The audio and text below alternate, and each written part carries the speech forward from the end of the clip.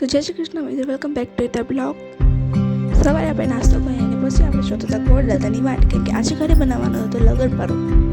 અને પછી ગોળ દાદા ઘરે આવી ગયા હતા એટલે એને એક પ્લેટ આપી, એક પાછો ઢકલો અને પછી એ જોતો હતો મુહૂર્ત, કે કઈ મુહૂર્ત છે આજ. અને મુહૂર્ત જોઈને પછી ગોળ દાદા બનાવતા હતા કંકોત્રી.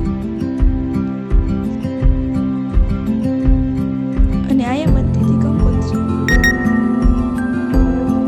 અને આયા બની ગઈ હતી લગનની કંકોત્રી એકદમ ત્યાં. પછી એની અંદર ગોળ દાદાએ અમુક વસ્તુ નાખી અને પછી લગન પહેલો બાંધતા હતા.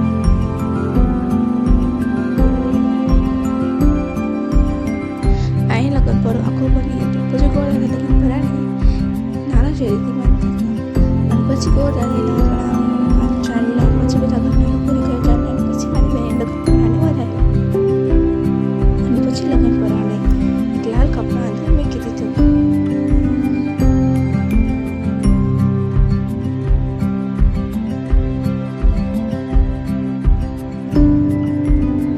પછી ગોળ દાદાએ બે લગન પરા મૂકી દીધા. એક લગન પર આપણે ઘરે બનાવ્યો અને એક લગન પર એક માર્કેટથી લાવ્યા. પછી લગન પર આપણે